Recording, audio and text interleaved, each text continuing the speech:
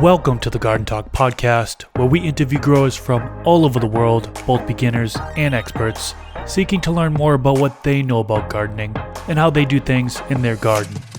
What's up, everybody? For those of you that don't know me, my name is Chris, aka Mr. Grow It, and you're tuned into the Garden Talk podcast. This is episode number 150. In this episode, I interview George Murray. He went to college at Purdue, where he studied plant physiology and plant metabolomics, and he now works in the fertilizer industry. He is the formulation chemist for both Ventana Plant Science and Stash Blend. In this episode, he talks about several organic inputs, their benefits, sourcing, bacteria, fungi, and more. If you want to see short clips of these podcast episodes, search Garden Talk Clips on YouTube. I also have a gardening channel where I show the plants that I grow. Both of those channels will be linked down in the YouTube description section below. One of my goals for this podcast is to bring free information about gardening to the general public. That being said, I'd like to thank the sponsors of today's episode who helped make that goal possible. Thanks to AC Infinity for sponsoring this episode. Check out their Cloud Ray S9 oscillating fan. This 9-inch fan features a redesigned build with carbon steel gears and IP44 rating. It has 10 precise levels of fan speeds and dynamic wind modes, which allow you to recreate the natural flow of air so your plants feel as if they're outside. There's more to it, so click the link in the description section below so you can learn more about their Cloud Ray S9 oscillating fan. And the discount code MrGrowIt15 works on both Amazon and their website, acinfinity.com. Stash Blend. Stash Blend is a 2-1-5 plant additive that can be used with synthetic bottled nutrients or in living soil systems. Simply mix half teaspoon of Stash Blend into a gallon of water, then water your plants with it. Ingredients include corn steep liquor, seaweed extract, humic acid, beneficial bacteria, silica, and mycorrhizal fungi. Check it out at stashblend.com, link in the description section below, and use the discount code THESTASH. And we are back, and I'm joined with George Murray. How you doing today? Hey, doing great. How are you? Good, man. Thanks for coming on the podcast today. You're on the road. I know you're a busy guy, and the only time you could do it was on the road, which is fine with me, as long as I still get to pick your brain and extract some of that good information from you. Absolutely, my friend. No, appreciate your flexibility. Appreciate you making the time. I'm excited to have the discussion today. And you've been on the From the Stash podcast. I think it was twice, if I remember correctly. You were on there, and each time, man, just dropping major knowledge bombs. I mean, I've been looking through the comment section. It's just people just thanking you left and right from all the information that you've been providing. So really happy to get you on this podcast so I can pick your brain individually without Rob and Pigeons, asking some questions. I've got you to myself this time. So really excited for this. So we're going to talk about a whole bunch of different things today. You formulated Ventana Plant Science, that whole nutrient line. You formulated Stash Blend, which is, my audience is very familiar with that. So I'm excited to get into those things. But before we get too deep into things, could you tell us a little bit about yourself and how you got into gardening? Yeah, it's a really good question. I mean, it was kind of one piece at a time, right? I mean, you grow up and, I did a lot of U-pick, fruit picking with my mother, and that would go into kind of making jams and pies and other types of baked goods. And you just kind of I had this fascination, I think, with this connection of, being able to see something from start to finish and growing something and then making that into a product and then sharing that, throughout the seasons and all the emotions that went with that. And as I got older, I got to be a lot more curious about the science side. So I went away to Purdue. I studied a lot of plant physiology, plant metabolomics, right?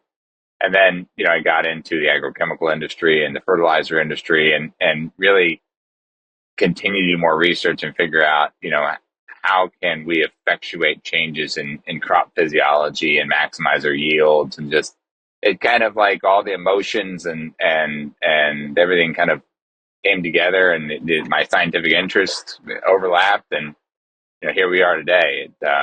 It's been a journey, let's put it that way. Awesome. And then when did you kind of link up and get Ventana Plant Science going? That was a few seasons back now. Oddly enough, it's funny how time works, right? Kind of time flies when you're having fun. Been a few years now, and Nate was an introduction. Nate Lipton, who heads up Ventana, he was an introduction, a mutual friend, and we just hit it off. I mean, Nate's moving a shaker, man. He was excited about innovation, and there was just this kind of immediate connection. And we kind of sat down at the table and said, hey, with everything that you know and all the people that you know and everything that I know, I think there's some creative work that can get done here. And it's been a blast working with him and his team, innovating and putting stuff out. Like Stash, is obviously, a great example of that. Yeah, Stash Blend. I mean, I was thinking back that you formulated that 2.5 years ago now, if I remember correctly. And then obviously we did a year of testing before even releasing and stuff like that. So, man, time does fly for sure. It does, man. The gray hair and the beard is no longer accidental. I wake up one day and I'm like, am I an old man yet? And if not, how much longer I got to go? Because I feel like it.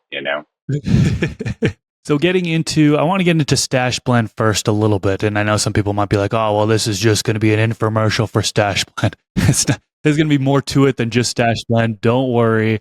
But I do want to dive into some of these ingredients because we get a lot of questions, some really good questions from folks that are using Stash Blend or interested in using Stash Blend. And one of the main questions that we get is about one of the ingredients, which is corn steep liquor. Yeah. Can you tell us all about corn steep liquor, everything from what it is, its benefits, how it's sourced, so on and so forth? Yeah, absolutely. So corn steep liquor is a byproduct of wet corn milling, right? So when you take the corn, typically there's something you want to produce from that corn, right? So a lot here in the U.S., we produce a lot of ethanol from corn, right? That goes into fuels, but we also produce a lot of starches, which will go down and create modified starches and a lot of things like that. And we also produce a lot of high fructose corn syrup from there, right? And so the byproduct from that process is corn steep liquor, right? So when you go through that wet milling process, all the amino acids, all the proteins, all the vitamins, all the minerals, aka not the starches, not the sugars, right? That all used to get just pitched down the drain. It was a waste product. And then someone at some point in time said, now, hold on a minute. We've got all these great proteins, peptides, amino acids, all these great vitamins and minerals. There's something we should be able to do with this. And it didn't take the plant community long to figure out that it was really an excellent source of nutrition at the end of the day.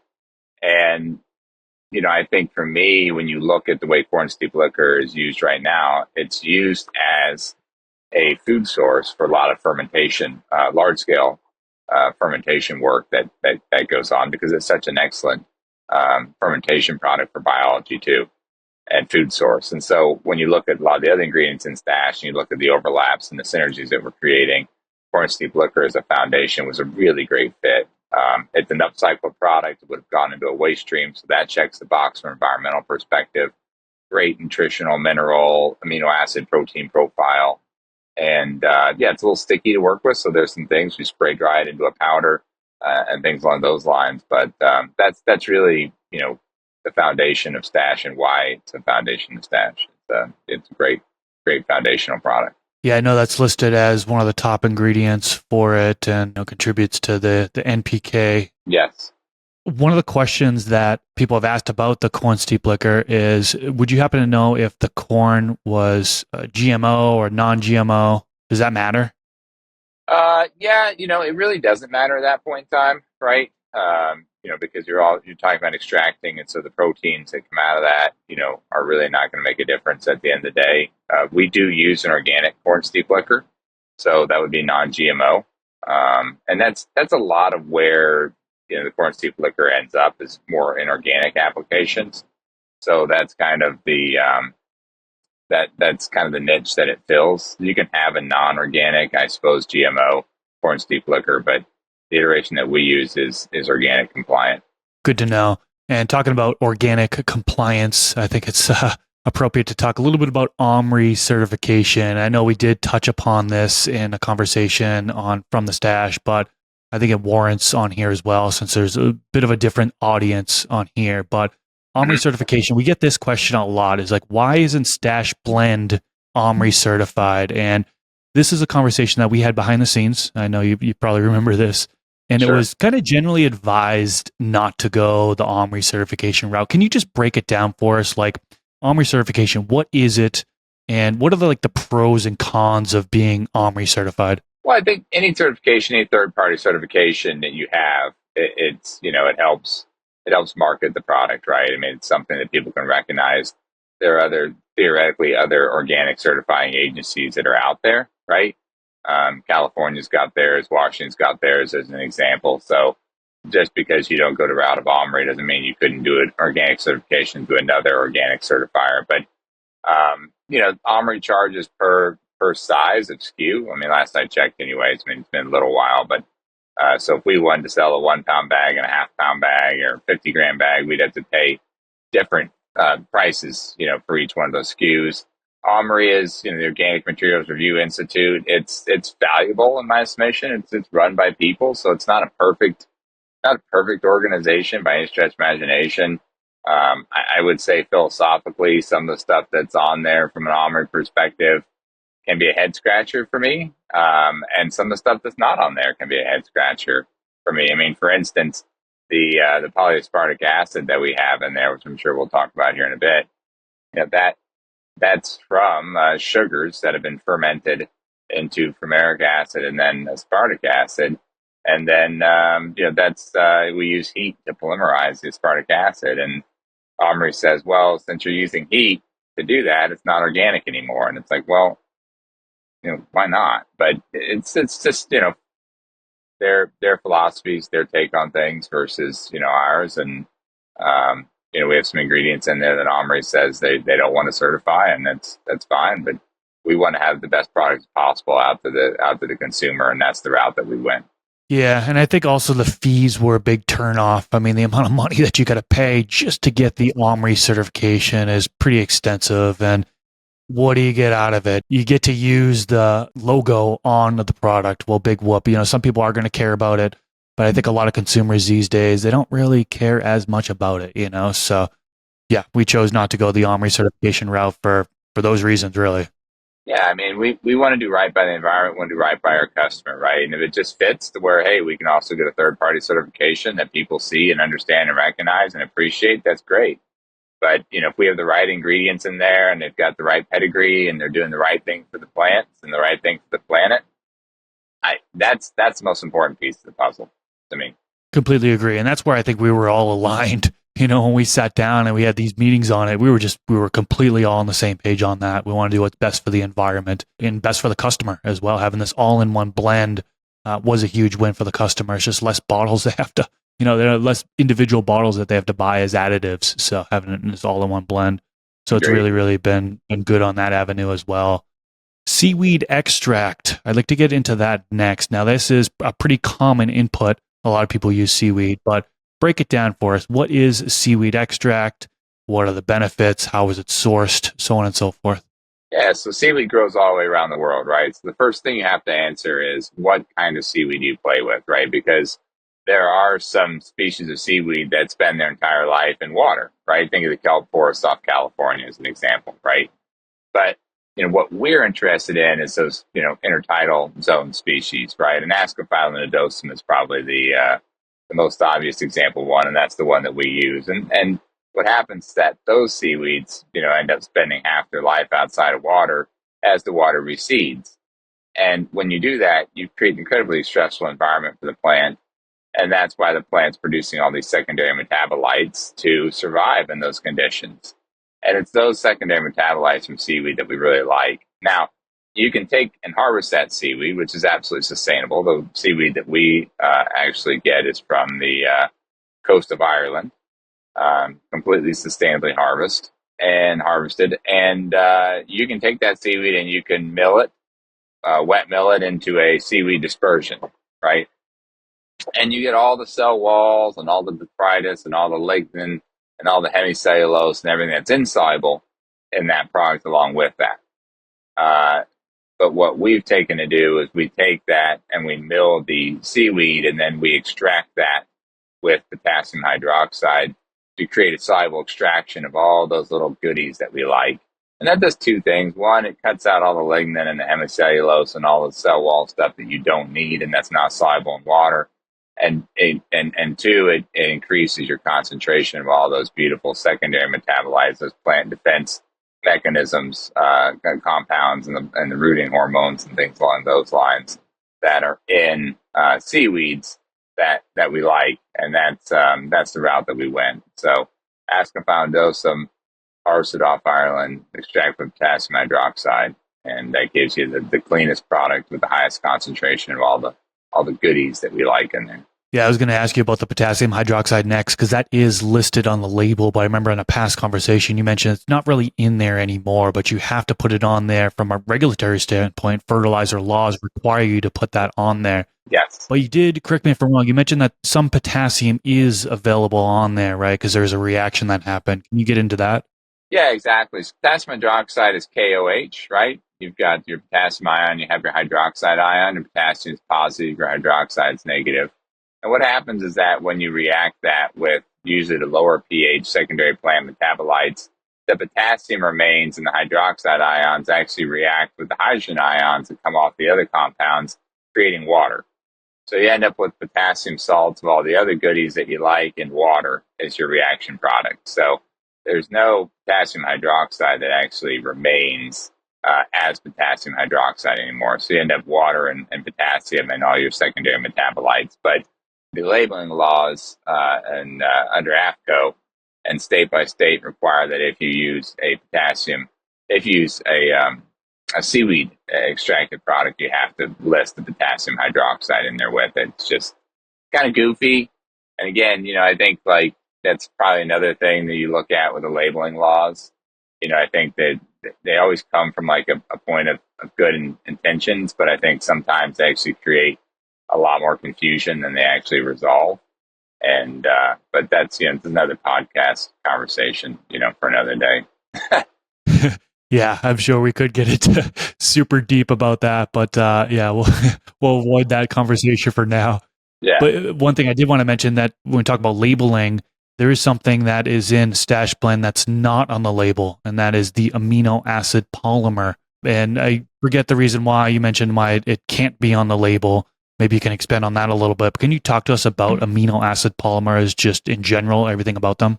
Yeah, absolutely. So, there's a number of different amino acid polymers that are out there, and obviously, amino acids hook together to create peptides, and then from peptides they'll grow into proteins, right? And what we try to do though with our amino acid polymer is it's we take a singular amino acid, which is aspartic acid, right? And then we take that aspartic acid and we use exceptionally high heat, around 500 degrees Fahrenheit, and we fuse those aspartic acid monomers together to form an aspartic acid polymer. And from there, we'll react it with potassium hydroxide, where we heard this before, to make it a soluble polymer instead of an insoluble polymer.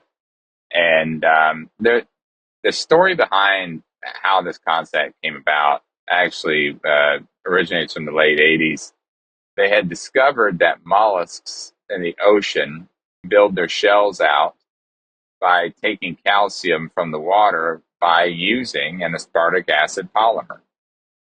And it's a lot of our polymers out there have synthetic man-made polymers that we use, like polyacrylates and things along those lines. They're not biodegradable, right? So they don't break down in the environment. And so someone said, hey, look, we've got mollusks that are creating this amino acid polymer to grab on the nutrients to help build out their shells. Wouldn't this work in agriculture? And if so, how could we diagram a way to produce this in mass and predictably and get this out in agriculture? Because we can use this to grab nutrients out of the soil and increase nutrient uptake. And oh, by the way, the process to make it, your byproduct is water vapor, and your polymer is fully biodegradable. And actually, the polymer that we make is food grade. It actually is probably another conversation for another day, but it actually goes into beverages all over the world, certain very specific beverages. But again, it's another story for another day. But that's the whole story. So, but again, there's labeling laws and there's requirements. There's all sorts of stuff, and so we wanted to have the best possible product. We wanted to have something that was going to increase nutritional uptake in plants, right? Which is really, the whole secret story behind Stash Blend.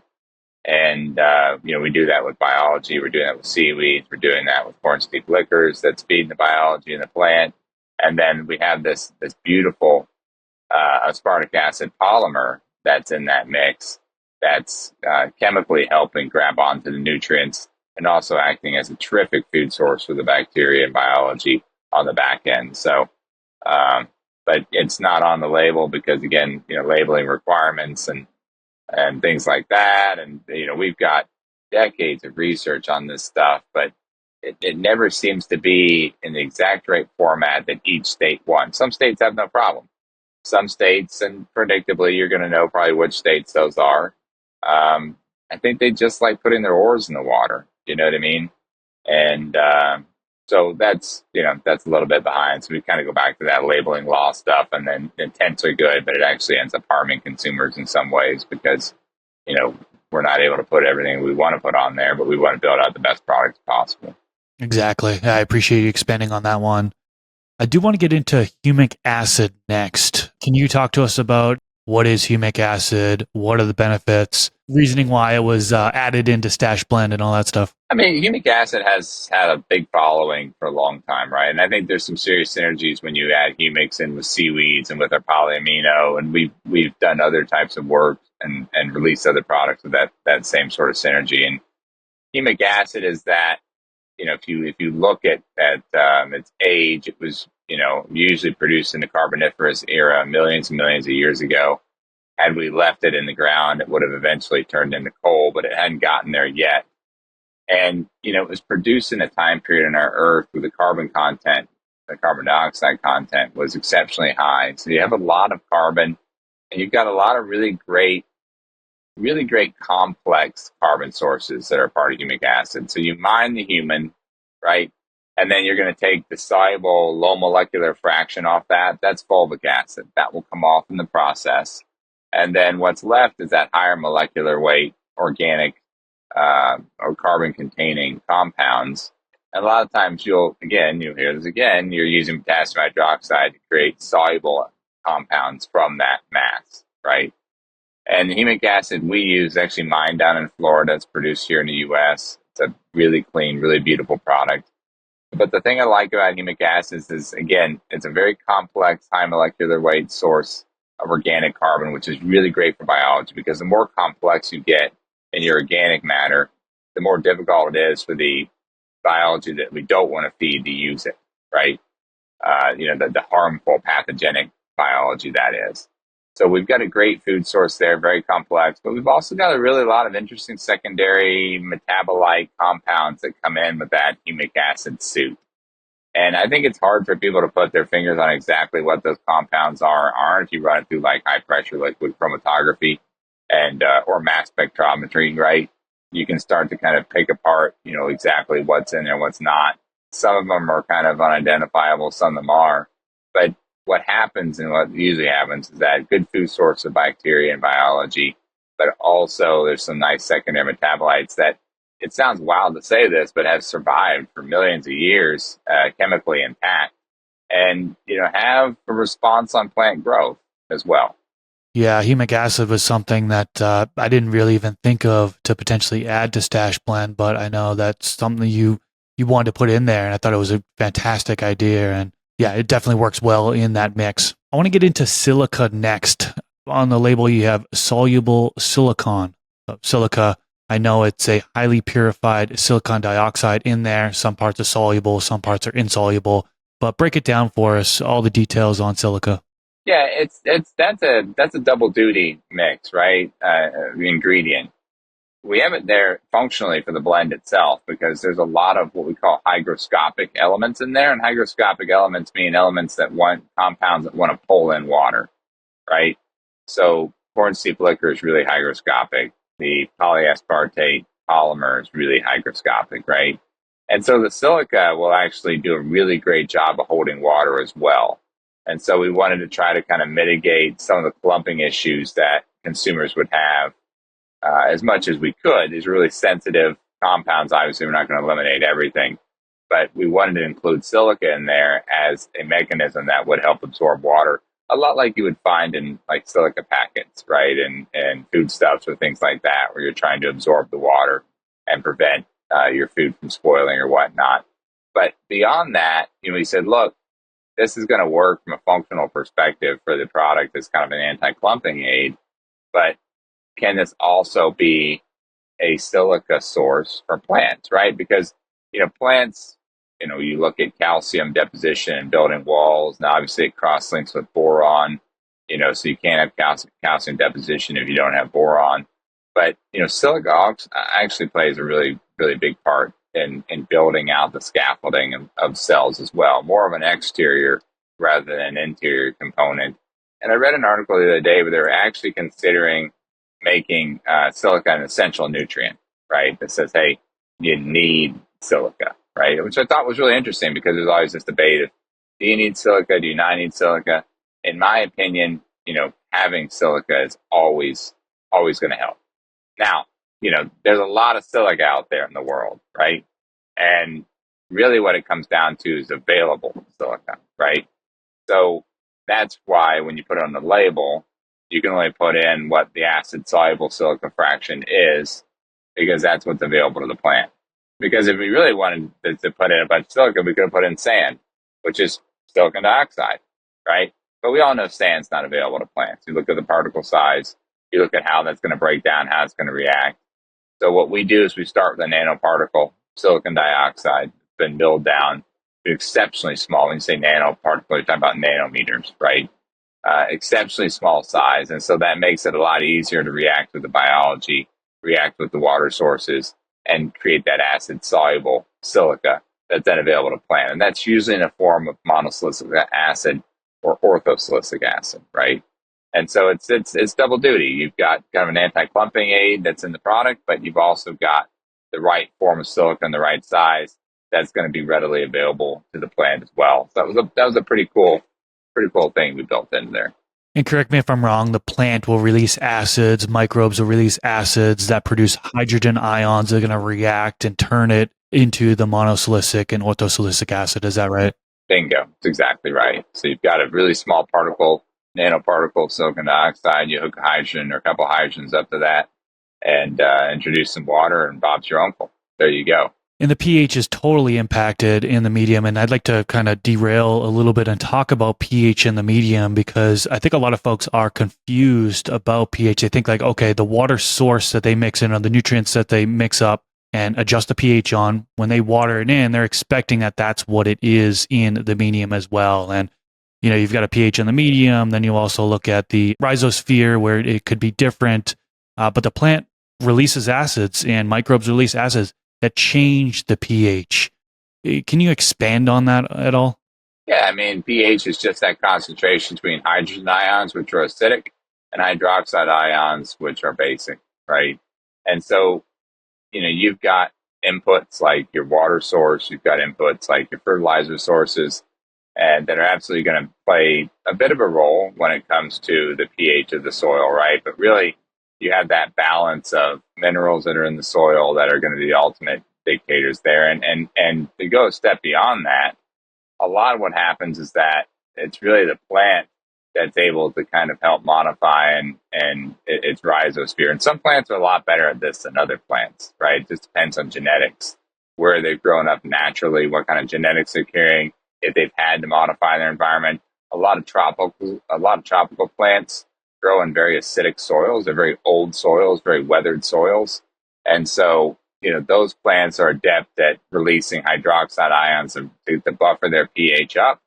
And then you have other plants that, can grow in more alkaline environments, knowing that the soil needs to be a little more acidic for them to take up essential micronutrients like iron or manganese or zinc, for example.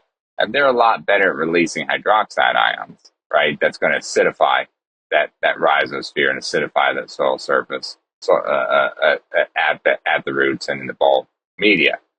But, really, a lot of what happens in this exchange between the roots and the soil is that when a plant takes up, let's say, a positively charged nutrient like ammonium, as an example, it will release a hydrogen to balance that, right? Because otherwise it would be acidifying itself. And that's why something like ammonium sulfate as a nitrogen source will reduce the pH in your soil, right? A lot of people use elemental sulfur to drop pH in soil. And what happens there is actually a chemical reaction between the elemental sulfur turning into sulfuric acid from a biological reaction, right? So those are some kind of examples. But what we did with the stash blend, it's a very neutral blend, very low use rate. You're not going to see a lot of pH differences when you use this product, right? I mean, it's a very neutral product, both in terms of its pH of itself, but also in how it works with the plant and taking up nutrients. It's there to assist the plant take up nutrients in general.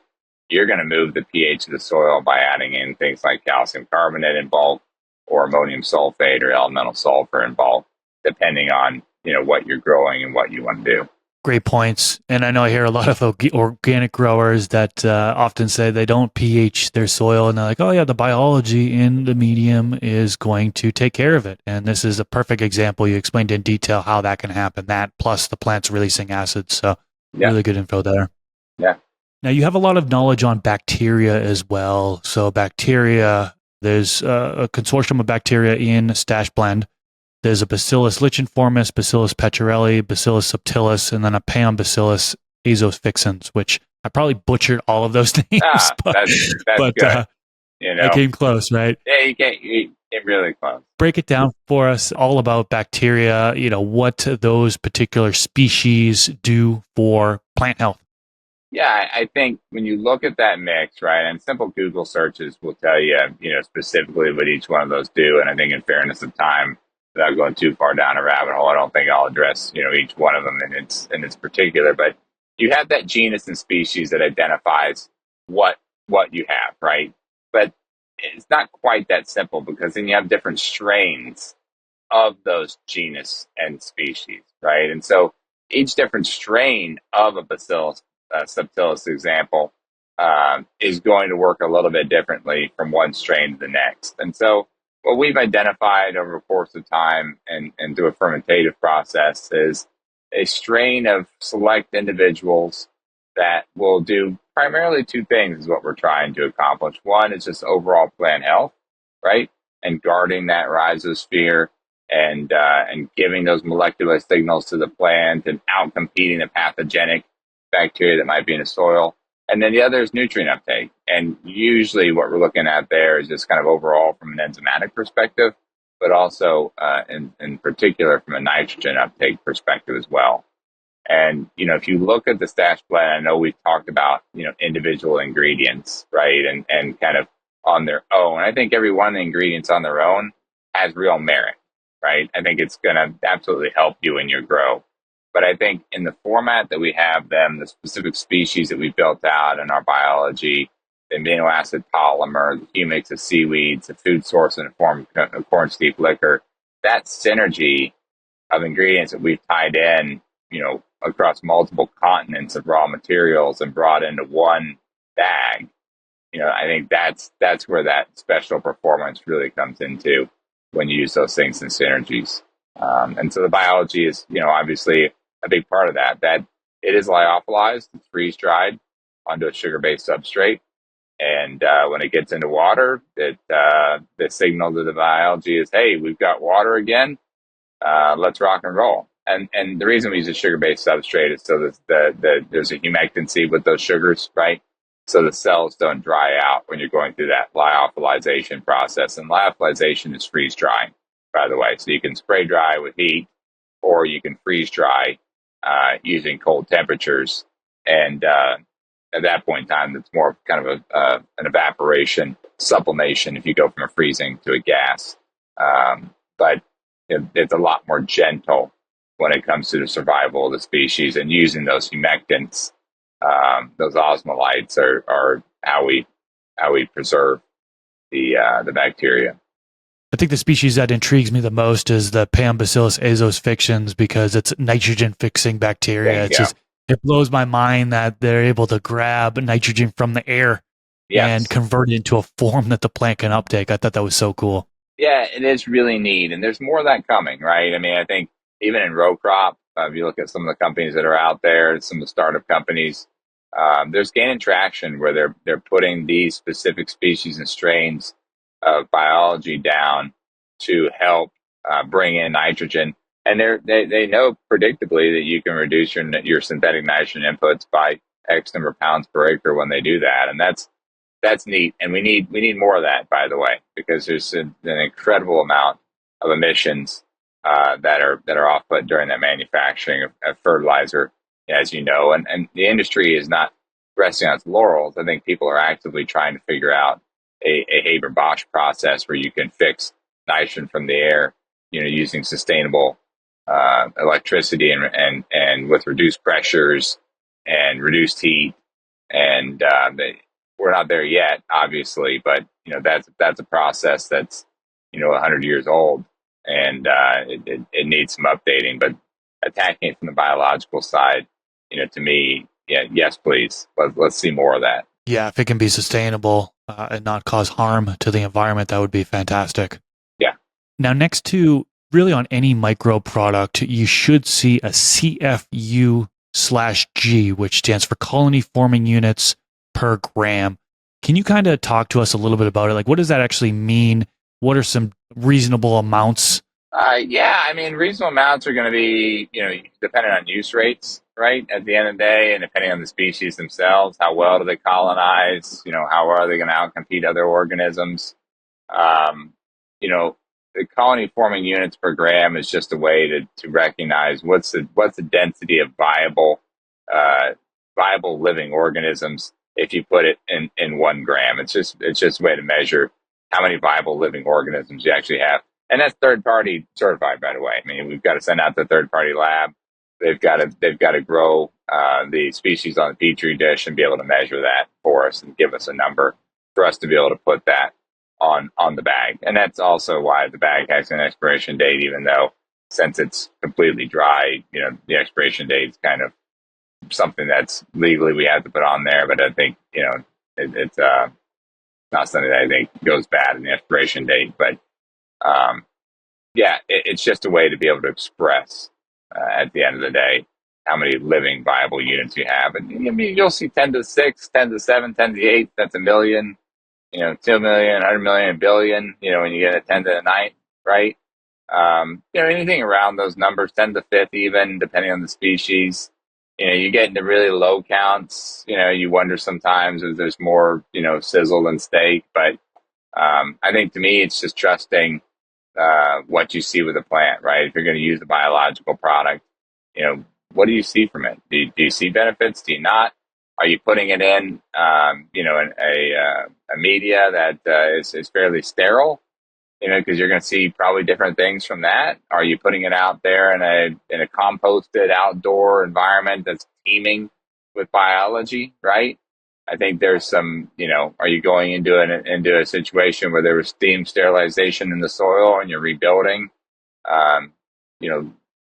Let your eye and let your yield indicators tell you whether a biological product or biologically based product or product contains biology is doing what you want it to do, rather than how many colony forming units is printed on the bag. Got it. And I see next to the bacteria, it's called colony forming units, but next to the Endomycorrhizae, it's prop/G. What does that mean? Yeah, it's just propagules, right? So that's just another way to measure. You're dealing with a different organism, obviously. When you go from bacteria to fungi, so it's how those are measured. And, mycorrhizae are difficult because I don't think there is as much consensus out there in the laboratory methods to measure those. I think they're a lot harder to measure at the end of the day. And I think for me, it's about taking reputable partners when it comes to mycorrhizae. And, but that's the same sort of, it's analogous to CFUs is, how much can you propagate and from that input there. Okay, so Endomycorrhizae, that's in Stash Blend. There's 4 different species of glomus in here. I won't try to butcher the 4 different ones there. Yeah, but Enterratices is the most important one, no doubt. I mean, you look at Endomycorrhizae and what it does. The vast majority of research that you'll find out there is on Enterratices, and it's a heavy lifter. But the endo package that we use was specifically built out to be water soluble, to be able to be run through irrigation, to be used in large scale, greenhouse grows as an example. And of all the mycorrhizal packages out there, mycorrhizal suppliers we could work with. That to me was, and it was a fairly new iteration too, a fairly new launch, and that's why we built that one into there. And mycorrhizal fungi has so many benefits. Can you just you want to give us a quick rundown? Well, I think it's one of the more classic examples of an excellent symbiotic relationship where you have the endomycorrhizae, they're actually moving into the vascular system of the plant and extending out a hyphae into the soil, and you're magnifying. The plant's going to give up a little energy to do that, so it's a trade-off. But what you're doing is you're magnifying the root system of the plant basically when you do that. So the plant's your nutrient uptake is to find root hairs, not your structural larger roots that have been lignified, but it's the root hairs that do that. And so those root hairs will slough off and die and continue to reproduce and grow. And so you have the plant taking up nutrients through its root hairs, but then you have also these mycorrhizae, these endomycorrhizae that are growing into the vascular system of the plant and tying in directly, and they're growing out their hyphae. And so in parallel to kind of this root hair uptake, now you have the ability to take up nutrients through the mycorrhizae as well. And it's a great symbiotic relationship. Awesome. Yeah, I know you hear a lot of it has with phosphorus, how it really helps like unlock phosphorus, make it more available and be able to transport it and all that stuff. So yeah, and you hear that because phosphorus is fairly mobile in the soil, right? So it's all about root interception. And so when you're able to expand, your either real root system or your borrowed root system from the mycorrhizae, your odds of stumbling across nutrients improves greatly, at the end of the day. And then you build in your polyaspartate in there, which helps with phosphorus. You build in your bacteria. The mycorrhizae, and if you think about it, it's more of a longer term play, right? The bacteria can move into soil and can start working. The other elements that we have in the stash blend can move into soil and start working right away, right? But the mycorrhizae, they've got to infiltrate into the roots. They've got to grow out their root system. So that's more of a longer term play. And while you're having this turnover, all your wonderful, biological compounds and bacteria that's in that. So unfortunately at this point, George's connection dropped being on the road. It's just me here now, and I wanted to close out this episode. So first off, big thanks to George for coming on to the podcast. Like I mentioned in the beginning of the episode, George is the formulation chemist for both Ventana Plant Science and Stash Blend. So I'll have links to those products down in the YouTube description section below. I'll also link the From the Stash episode that we did with him. Awesome episode there. I recommend all of you go to that episode after this one. As far as social media, George isn't really on social media and he likes his personal time, so there'll be no social media links for him or ways for you to contact him. But if you comment down below and mention part 2, if we get enough of them, maybe I can have him come on again in the future. Also list any questions that you may have for George down in the comment section below, and if I'm able to get him back on for another episode, maybe I'll ask some of those questions. Also want to give a big thank you to the Patreon supporters, patreon.com/MrGrowIt. On the screen right now are the folks in the producer tier. 100% of the money that is donated through Patreon goes right back into the podcast. So big thank you to the supporters over there who keep this podcast going. That's it for this episode. Thank you so much for tuning in, and I'll catch you in the next episode. Peace out, everyone.